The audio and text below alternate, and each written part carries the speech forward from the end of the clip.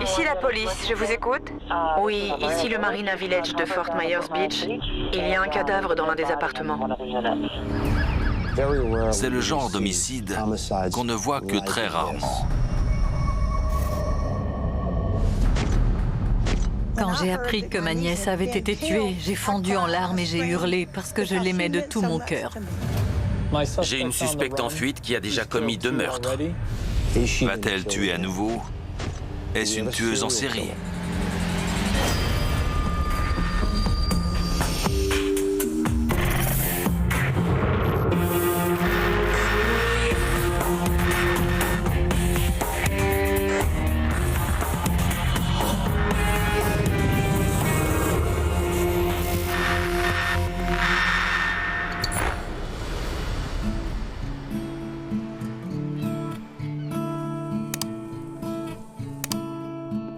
Je passe quelques jours à Fort Myers.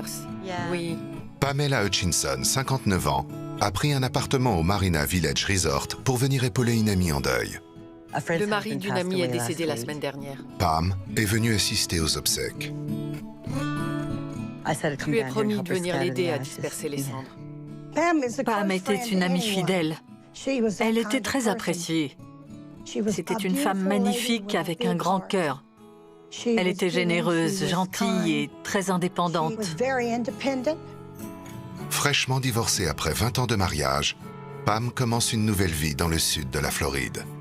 Mais je dois récupérer les clés de mon nouvel appartement tout de suite après. Pamela voulait vivre au bord de la mer. Elle adorait la pêche. Alors elle s'est mise en quête de l'appartement de ses rêves et elle a fini par le trouver. Tu devrais venir le voir.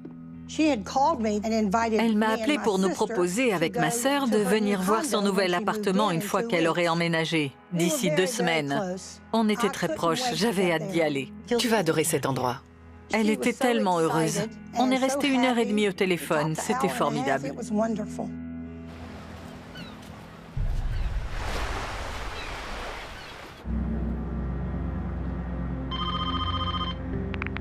Ici la police, je vous écoute? Oui, je suis la responsable de l'hôtel, le Marina Village de Fort Myers Beach. Il y a un cadavre dans l'un des appartements. Le corps est recouvert de serviettes et il y a du sang. D'accord, ne quittez pas, je vous transfère. L'appel a été transféré au bureau du shérif du comté de Lee. Dans la région, les gens vont à la plage et profitent de la vie. On n'est pas habitué à ce type d'événement. Nos agents de police se sont rendus sur place immédiatement. C'est très important de faire les choses correctement dès le début. En arrivant sur place, je me suis présenté à la responsable de l'hôtel qui avait découvert la victime. La responsable m'a confirmé que la victime avait réservé un appartement pour une personne. L'inspecteur Foraker découvre que l'appartement a été réservé au nom de Pamela Hutchinson. Je suis monté à l'appartement 404, celui de la victime.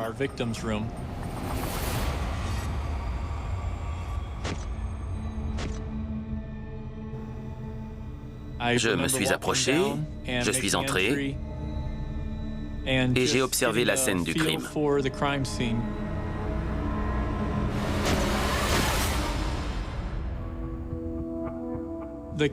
Les éléments qui m'ont tout de suite frappé, c'est d'abord la serviette dans l'ouverture de la porte de la salle de bain. J'ai vu le corps de la victime par terre. J'ai constaté qu'il avait été recouvert d'une serviette de bain. Pourquoi l'avoir mise là? Qui avait fait ça? Le médecin légiste arrive sur place. Je vous en prie. La victime, Pamela Hutchinson, est morte depuis plus de 24 heures. Nous avons retourné le corps et nous avons découvert un impact de balle sur le dos de la victime. On lui avait tiré dessus par derrière. Qu'est-ce que c'est que ça? Nous avons retrouvé un projectile qui s'était arrêté au niveau de son épaule droite, dans sa bretelle de soutien-gorge. Nous avons également retrouvé un oreiller sur le sol de la salle de bain qui présentait un impact de balle et qui avait dû être utilisé pour couvrir le bruit de l'arme à feu. Tous ces éléments mis bout à bout semblaient indiquer la présence d'une deuxième personne dans la pièce. Tout portait à croire qu'on lui avait tiré dessus par derrière et par surprise. Et tout ce qui a été fait dans la pièce a été fait avant le meurtre, et non pas après. Nous avons une victime, visiblement tuée par balle. Des serviettes ont été placées au bas de la porte pour éviter que l'odeur du cadavre ne se répande. La scène de crime a été parfaitement mise en scène. Il n'y a aucune trace de lutte, ni d'effraction. Elle devait suffisamment connaître cette personne pour la laisser entrer. Il y avait 2 chambres et 2 salles de bain dans cet appartement. Et quelqu'un semblait avoir dormi dans la 2e chambre.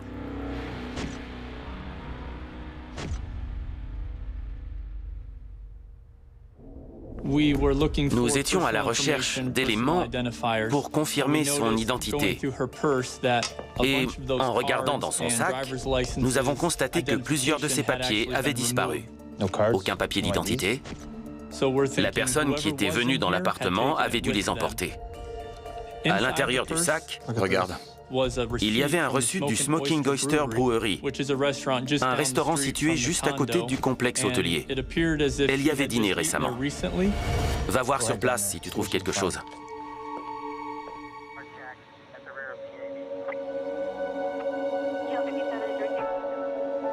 L'inspecteur Foraker informe la famille de Pamela Hutchinson. Ce n'est jamais facile de prévenir les proches d'une victime. On ne s'y habitue pas.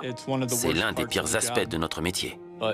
Mais c'est nécessaire pour dire à la famille ce qui s'est passé et pour qu'elle puisse éventuellement nous aider à retrouver le meurtrier.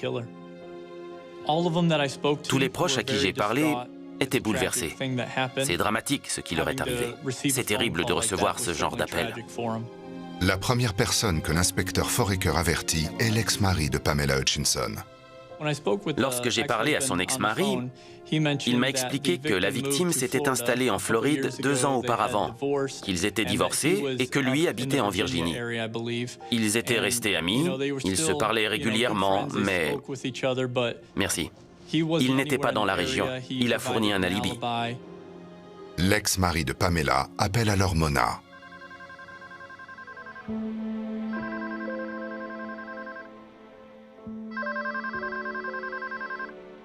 J'étais chez moi. Allô? Et il m'a dit ce qui s'était passé. Je n'arrivais pas à le croire. Ça m'a terrassée. Je ne comprenais pas qui avait pu faire ça. Ça a été un énorme choc. J'ai pleuré, j'ai crié. Pam comptait beaucoup pour moi. Et je l'aimais très fort. C'était une fille super, elle était incroyable. Elle avait beaucoup d'amour en elle et elle en donnait beaucoup.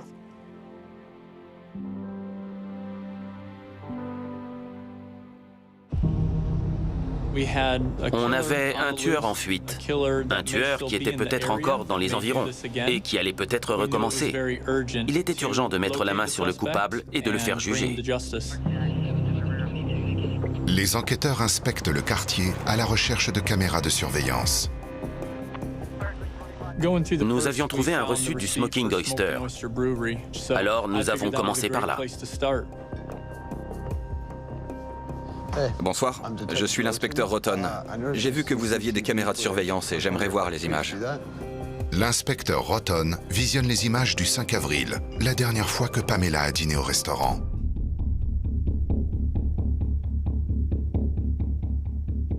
La vidéo montre que la victime était présente. Elle portait une casquette rose et un t-shirt blanc. Pamela apparaît en bas à gauche de l'image. En vertu de la législation de l'État de Floride, son image doit être floutée. Elle est seule et elle discute avec plusieurs personnes. Attendez, faites pause. Agrandissez. Un homme vêtu d'une chemise verte semble parler avec elle. Relancez.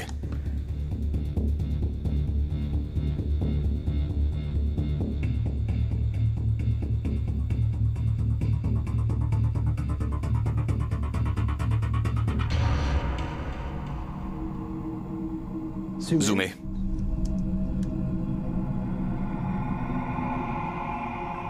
À 17h15, on voit une femme blonde, avec un haut bleu et des lunettes de soleil sur la tête, s'approcher de la victime.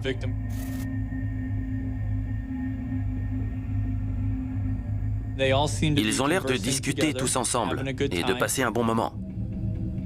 Cette femme s'assied à côté d'elle et elle commence à parler. Leur gestuelle laisse penser qu'il n'y a pas de problème. Rien ne semble indiquer que la victime soit en danger. Elle se tapait dans la main et passait un bon moment. Accélérez, on va voir ce qui se passe. Plus tard, la vidéo montre que l'homme est parti, alors que les deux femmes sont toujours là. Elles continuent de discuter en mangeant. Je commence à me demander qui est cette femme. J'observe la victime. Elle était seule jusqu'à ce que cette femme vienne l'aborder. Elle sympathise rapidement et tout va très vite. Il fallait que j'identifie cette personne et que je lui parle. Laissez pour voir.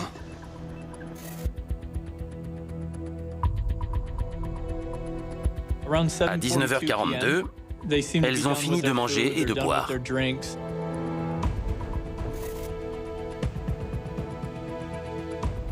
Elles disent au revoir aux personnes qu'elles ont rencontrées.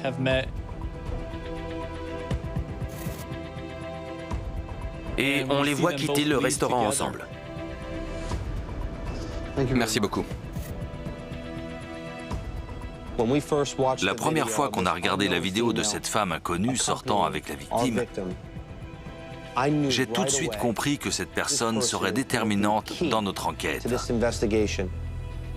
Il fallait qu'on l'identifie au plus vite.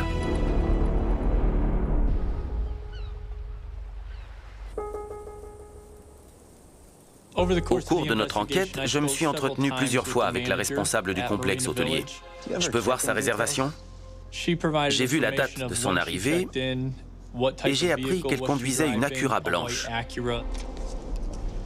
La responsable m'a confirmé que la victime était arrivée le 3 avril 2018. Le 4 ou le 5, la victime l'a appelée depuis son appartement. Elle lui a dit que tout se passait bien, qu'elle avait retrouvé des amis sur la plage avec lesquels elle avait prévu de faire une sortie en bateau et qu'elle voulait prolonger son séjour de quelques jours. Vous êtes sûr? La responsable a donc pris le numéro de carte bancaire de la victime et elle a remarqué qu'il ne s'agissait pas de la même carte que celle qui avait servi à faire la réservation initiale. En tant qu'enquêteur, ça nous a interpellés. Ça arrive souvent?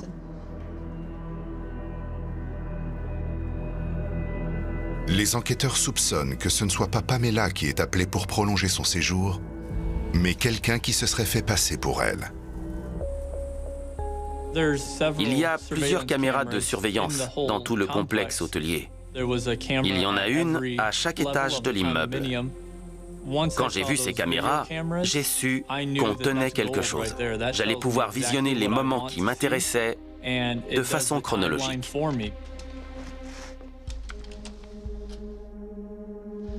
Montrez-moi son arrivée. La victime est arrivée à l'hôtel le 3 avril 2018. On peut voir son appartement? Grâce à la caméra placée dans un angle au 3e étage, nous avons pu observer les personnes qui arrivaient à cet étage.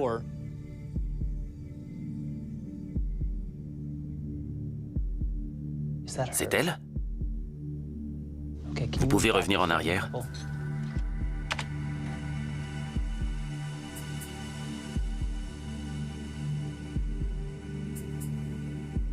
À 15h49, on voit la victime se diriger vers son appartement avec sa valise. Tout a l'air normal. Je n'ai rien remarqué d'inhabituel. L'inspecteur Roton rejoint l'inspecteur Foraker pour analyser les images. Montrez-nous le lendemain. Il visionne les images du 5 avril, lorsque Pamela quitte le bar en compagnie d'une inconnue.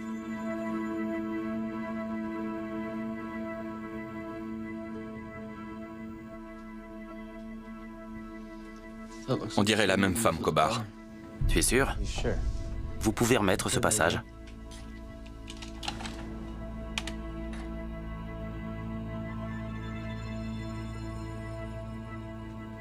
Arrêtez.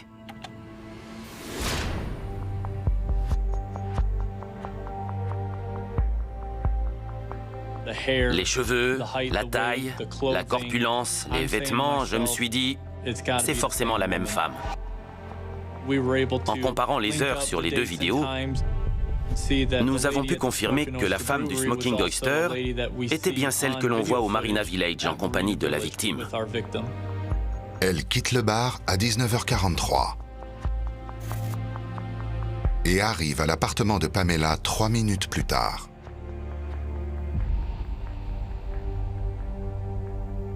Laissez la vidéo.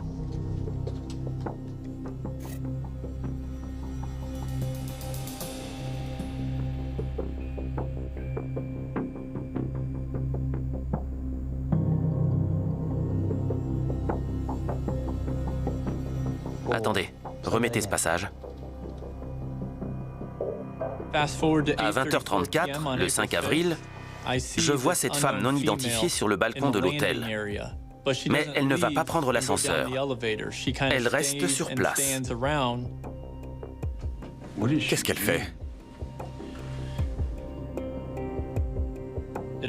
Elle a l'air de parler toute seule. Elle semble perturbée. Elle a l'air de pleurer. Elle s'appuie contre la balustrade en regardant vers le parking. Cette femme, qui vient de sortir de l'appartement de la victime, semble désemparée. D'après moi, il s'est passé quelque chose. Qu'est-ce que tu en penses? C'est la dernière fois qu'on voit quelqu'un entrer ou sortir de l'appartement ce soir-là. Lorsque nous aurons retrouvé cet inconnu qui apparaît sur toutes les vidéosurveillances, nous saurons qui a tué Pamela.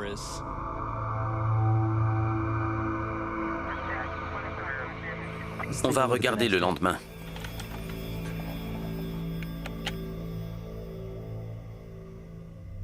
C'est elle. Le 6 avril au matin, à 6h09, je vois cette femme sortir de l'appartement.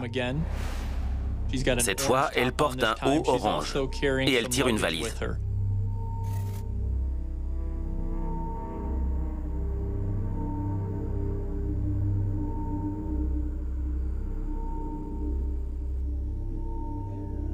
Laissez pour voir. À 8h32, on la voit de nouveau sortir de la chambre, mais cette fois, elle porte un haut bleu. Et elle a un gros sac en plastique à la main. Il est plein. On dirait qu'il y a des vêtements à l'intérieur.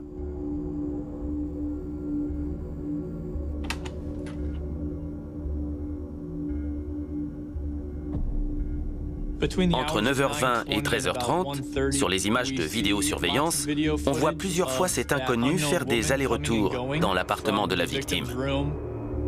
Qu'est-ce qu'elle fait? À 12h41, elle change une nouvelle fois d'apparence. Cette fois, elle porte un chapeau blanc. J'ai trouvé ça étrange. Pour moi, cela indique qu'elle essaie de dissimuler son identité et qu'elle tente de se faire passer pour quelqu'un d'autre.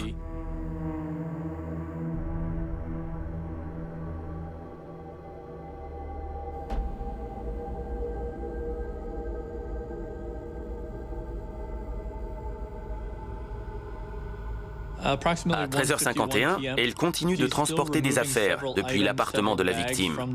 Cela fait maintenant 3 ou 4 heures qu'elle fait des allers-retours. Cela représente beaucoup d'affaires.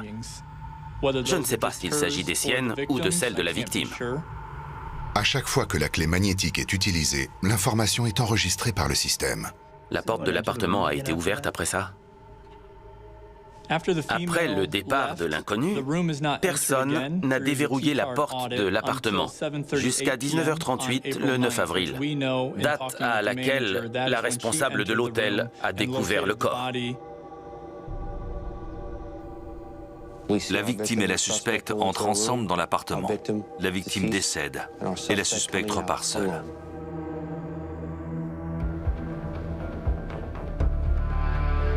Sur les images de vidéosurveillance, aucune trace de Pamela Hutchinson. Les enquêteurs comprennent alors qu'il n'y a qu'une seule conclusion possible. Revenez à 20h30 le 5 avril.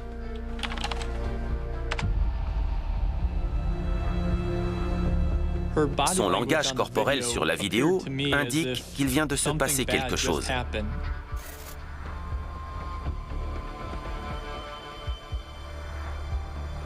On tient notre suspecte. C'est à ce moment-là que le meurtre a eu lieu. Il faut absolument retrouver cette femme.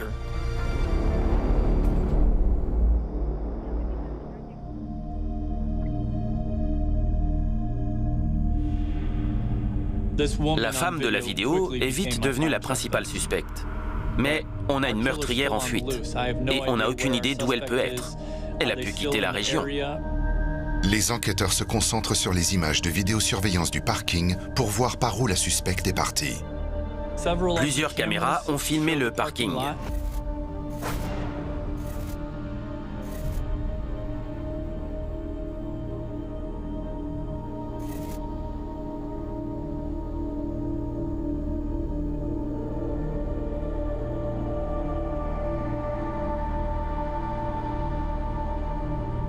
Une des vidéos montre l'inconnu se diriger vers un véhicule garé au fond du parking. À 12h42, la caméra de l'escalier la filme au volant d'une Cadillac Escalade.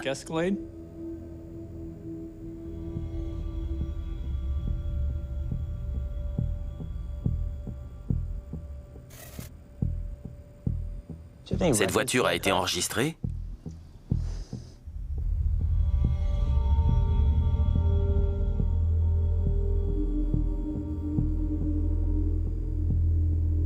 La Cadillac Escalade quitte alors le parking. Faites défiler en avance rapide.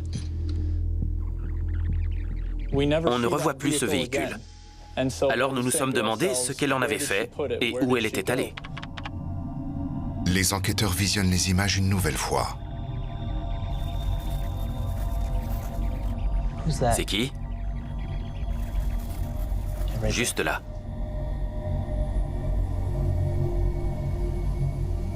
Un peu plus tard, on voit l'inconnu revenir à pied.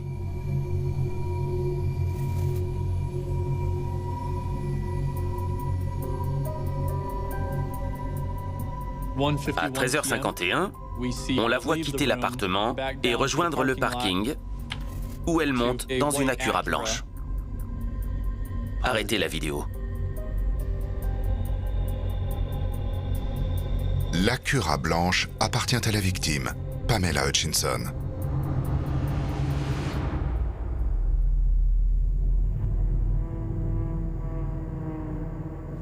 La suspecte quitte les lieux, monte dans la voiture de la victime, comme s'il s'agissait d'une journée comme les autres, comme si de rien n'était.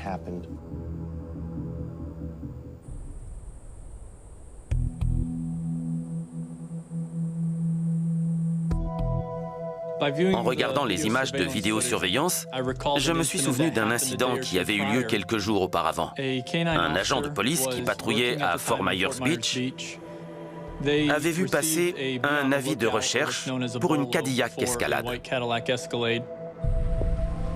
Il avait pu y localiser le véhicule. L'agent de police prévient la fourrière et rentre la plaque dans le système. Le véhicule appartenait à un couple, David et Lois Reese. Et il avait été impliqué dans un accident dans le Minnesota. Les autorités locales nous avaient averti que Lois Reese risquait d'être dans la région. Il s'agit du même modèle que la voiture dans laquelle la suspecte a quitté le Marina Village. J'ai appelé les autorités locales et j'ai appris que Lois Reese était recherchée dans le cadre d'une enquête pour meurtre. La victime du meurtre est le propriétaire de l'Escalade, le mari de Lois, David Reese, 54 ans. La police a été prévenue de cette affaire grâce à un appel téléphonique. Un collaborateur de Dave Reese, qui s'inquiétait de ne pas l'avoir vu depuis plusieurs jours, nous a demandé d'aller lui rendre visite.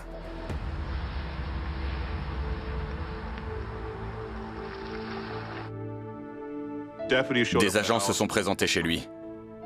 Ils ont fait le tour de sa maison et ils ont vu que la fenêtre de la salle de bain était ouverte. Ils ont trouvé ça étrange, alors ils ont regardé à l'intérieur et c'est là qu'ils ont vu le corps de Dave Reese gisant dans la salle de bain.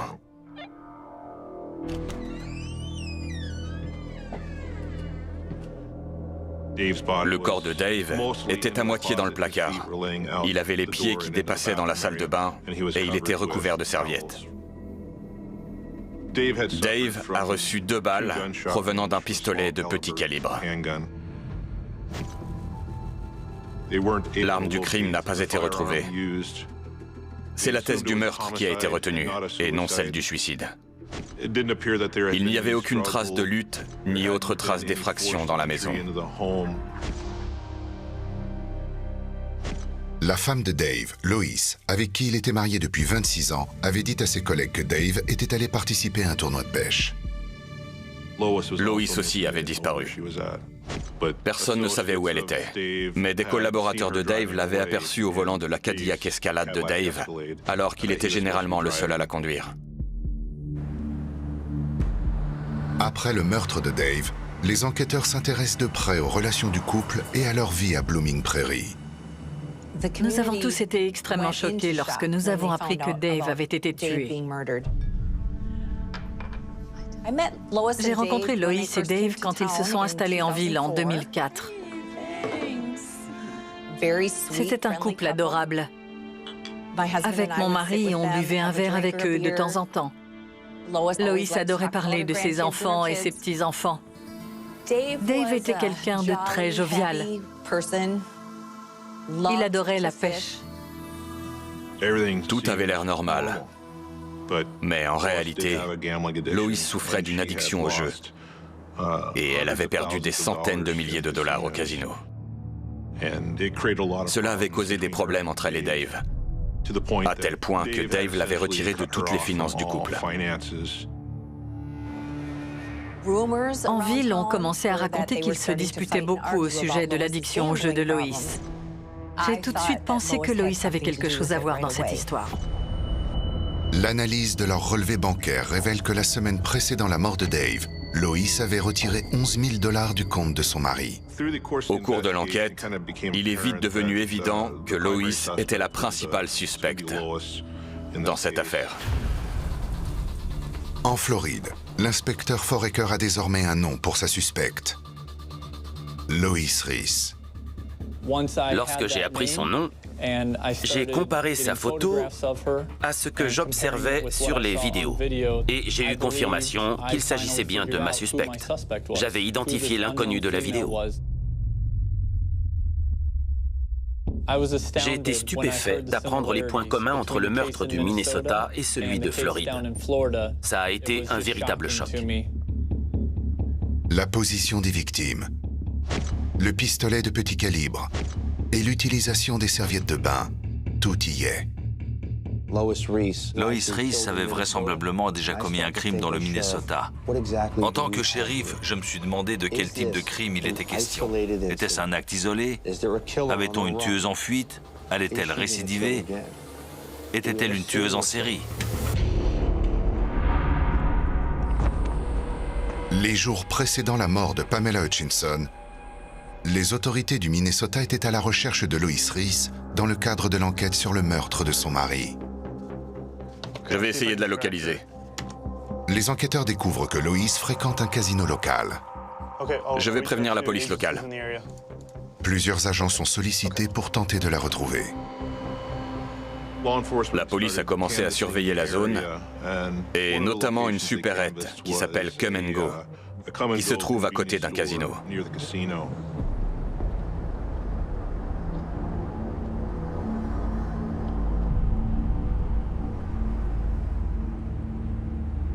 Les enquêteurs ont visionné les images de vidéosurveillance de la supérette. On y voit une femme, aux cheveux gris, vêtue d'un gilet à rayures, entrer dans le magasin.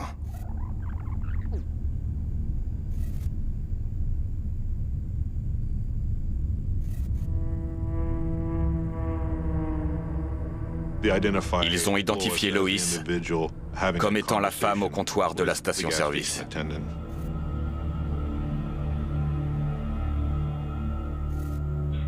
Pour aller vers le sud, le mieux, c'est de prendre la route 35 et de continuer vers le sud jusqu'au prochain État. Oui. C'est la meilleure chose à faire? Oui, je pense. Si vous prenez la route 35, vous allez passer par Omaha. D'accord, merci beaucoup. De rien. Loïs a demandé au caissier comment aller vers le sud. C'est à partir de là que nous avons perdu sa trace. Elle est partie vers le sud, mais on ne savait pas où. Alors on s'est demandé qui elle connaissait dans le sud. Elle allait sûrement rejoindre quelqu'un et on devait trouver de qui il s'agissait.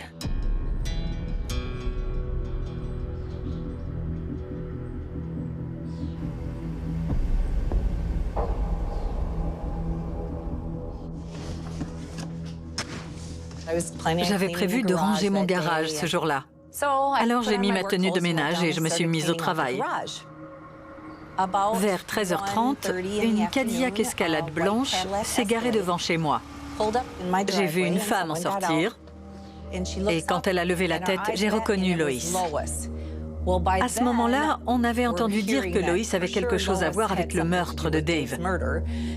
Alors j'ai pensé, il y a une meurtrière devant chez moi.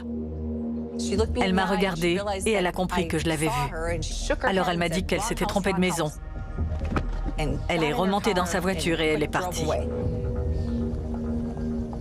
Tess prévient la police. Bureau du shérif du comté de Lee, que puis-je faire pour vous? Bonjour, je sais que Lois Reese, de Blooming Prairie dans le Minnesota, est recherchée. Elle était devant chez moi il y a un instant, en Floride. Elle vient de partir. D'accord. Elle a une Escalade blanche de 2005. Et vous dites que cette femme est recherchée par la police? Oui, sûrement pour le meurtre de son mari et certainement pour détournement de fonds. Des agents de police se rendent sur place, mais Loïs est déjà partie. J'étais terrifiée. Qui sait ce qu'elle comptait faire? Elle cherchait peut-être un endroit où passer la nuit. Elle pouvait nous épier, nous cambrioler ou même nous tuer. J'étais peut-être la suivante sur la liste.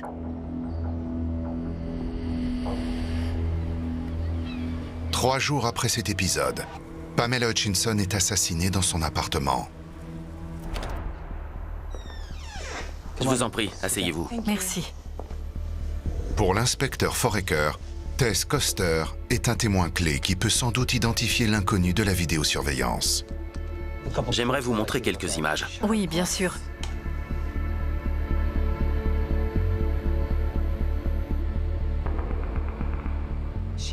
Elle avait les mêmes cheveux blond platine, les mêmes yeux, le même nez, la même façon de rejeter ses cheveux en arrière. C'est un geste qu'elle faisait souvent.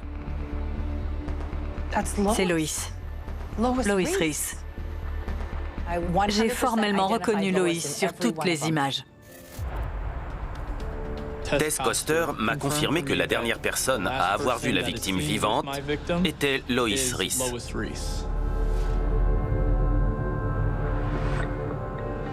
La façon dont les événements se sont déroulés nous ont beaucoup surpris.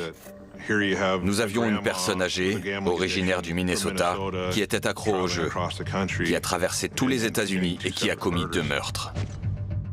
C'est là que le statut de l'affaire a été requalifié en prioritaire. Ce n'était plus seulement les autorités du Minnesota qui recherchaient Loïs, c'était tout le pays. À ce moment-là, je suis assez inquiet, parce qu'elle a quelques jours d'avance sur nous. On se tient au courant. Les enquêteurs tentent de retrouver Loïs grâce aux cartes de crédit et aux papiers d'identité volés à Pamela Hutchinson.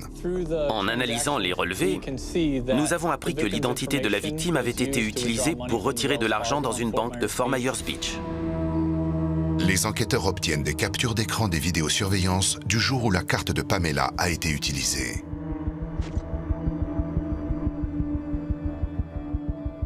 Les vidéos montrent la suspecte dans une tenue similaire à celle qu'elle portait au Marina Village, notamment le chapeau blanc. Elle s'est servie des papiers de la victime pour effectuer un retrait de 5 000 $, somme avec laquelle elle est repartie.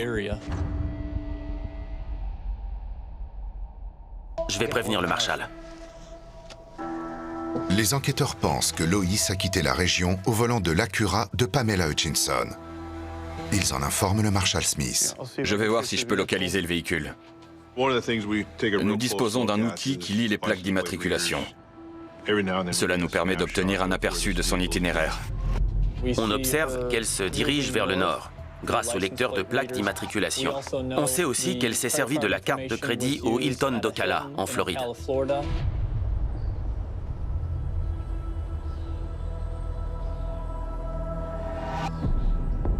Inspecteur Foraker, j'aimerais voir vos images de vidéosurveillance du 6.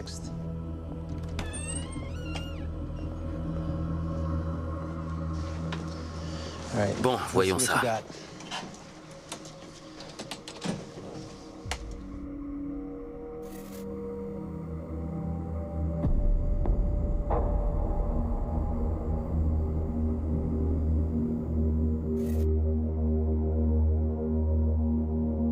On distingue une femme blanche, vêtue d'un haut bleu et d'un chapeau blanc, qui entre dans l'hôtel. On pense reconnaître Lois Reese, notre suspecte. Vous l'avez sous un autre angle?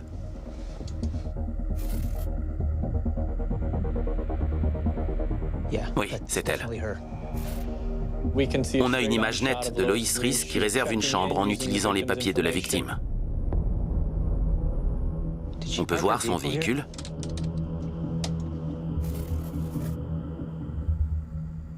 Les images de vidéosurveillance du parking à l'extérieur montrent qu'elle est arrivée au volant de la voiture de la victime. Lois profite du service d'étage, paye avec la carte de Pamela Hutchinson et signe de son nom. Après avoir tué une femme, elle se sert de l'identité de sa victime pour organiser sa fuite. On savait qu'on progressait, mais elle avait toujours 1 ou 2 coups d'avance. Lois continue de rouler vers le nord, puis vers l'ouest, avant de changer d'état. Elle a quitté la Floride. Les relevés bancaires indiquent que la carte de la victime a été utilisée dans une supérette de bord de route en Louisiane.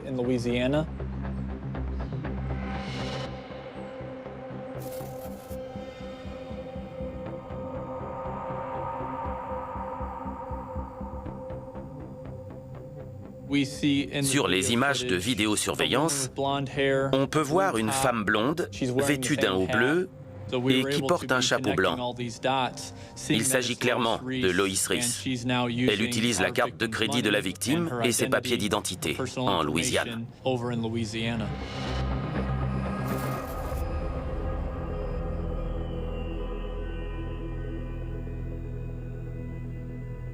Sur la vidéo, on voit Lois essayer de retirer de l'argent avec la carte de la victime, mais la transaction est refusée.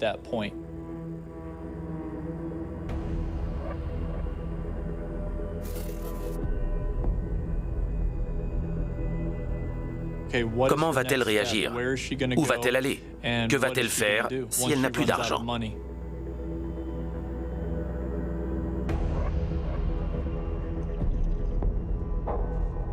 En suivant son itinéraire, on voit qu'elle longe le sud des États-Unis et on se dit qu'elle va tenter de se rendre au Mexique.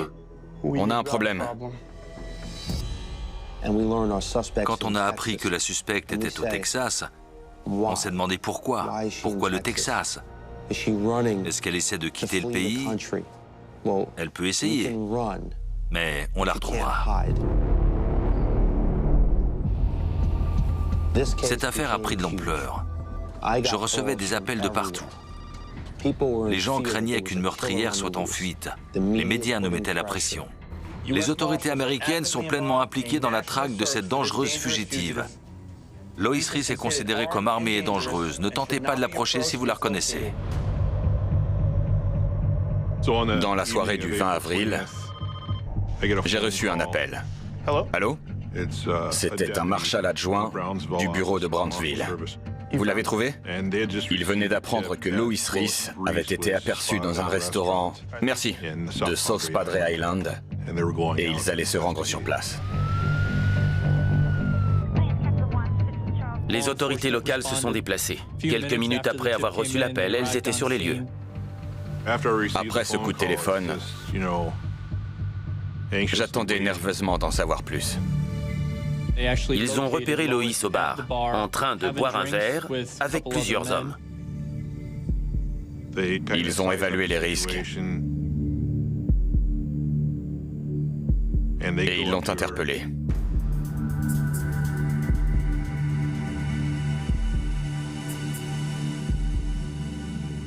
Elle s'est levée, elle a mis les mains derrière le dos. Elle n'a pas résisté, elle n'a rien dit.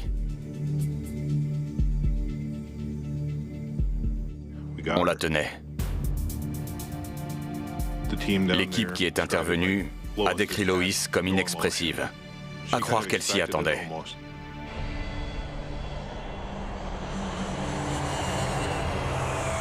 Le lendemain matin, l'inspecteur Foraker se rend au Texas pour interroger Loïs.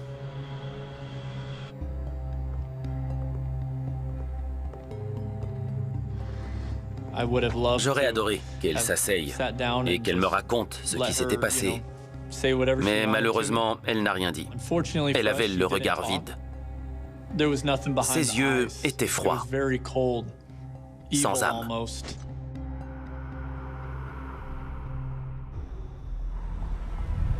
Les enquêteurs obtiennent un mandat de perquisition pour la chambre d'hôtel de Loïs. Allons-y.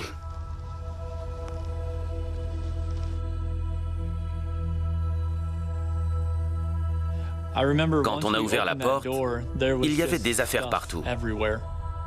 On aurait dit qu'il y avait une dizaine de personnes qui vivaient là, vu la quantité de vêtements et de bagages.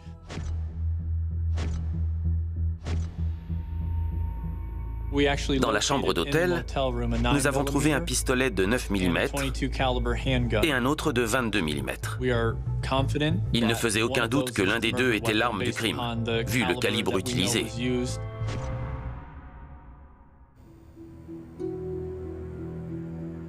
Nous avons trouvé les vêtements de la victime, ses lunettes de soleil, ses papiers, son permis. Les pièces à conviction que nous avons retrouvées dans la chambre d'hôtel ont confirmé ce qu'on savait déjà. Je pense que Loïs était à la recherche de sa prochaine cible.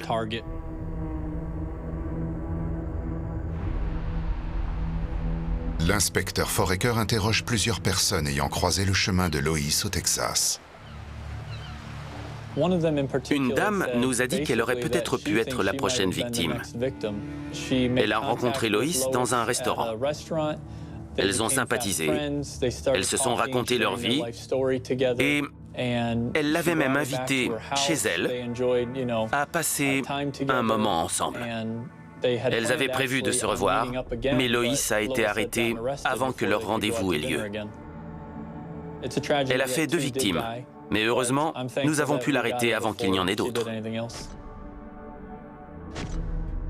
Les enquêteurs ont développé une théorie pour expliquer la façon dont Loïs a commis ses crimes. Après s'être disputée avec son mari Dave au sujet de son addiction au jeu, Loïs lui a tiré dessus. Munie de la voiture et de l'argent de son mari, elle s'est rendue en Floride, où elle a jeté son dévolu sur Pamela Hutchinson, consciente que leur ressemblance physique lui permettrait d'usurper son identité. Lois Reese ressemble à n'importe quelle grand-mère américaine, mais c'est un loup déguisé en agneau. La vidéosurveillance du bar, les images de Loïs entrant et sortant de l'appartement, le fait qu'elle se soit servie de la carte de crédit et de la voiture de la victime, tout cela nous a permis de monter un dossier d'accusation très solide.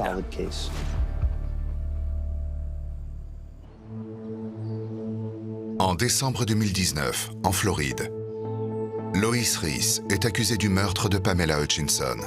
Elle plaide coupable et elle est condamnée à la réclusion criminelle à perpétuité sans possibilité de libération. Dans le Minnesota, en août 2020, Lois Reese est condamnée une seconde fois à la réclusion criminelle à perpétuité pour le meurtre de son mari, David Reese. Dave était quelqu'un de profondément joyeux. Quelle tristesse de perdre une si belle personne. J'ai été soulagée d'apprendre que la meurtrière de Pam avait été arrêtée, jugée et qu'elle passerait le restant de ses jours en prison. Mais ça ne me ramènera pas Pamela. Elle a profité de Pamela. Pam aimait faire plaisir aux gens et elle adorait partager ce qu'elle avait. Pam disait souvent que peu de gens laissent une trace dans le cœur des autres. Mais elle l'a fait. Elle a laissé son empreinte dans mon cœur.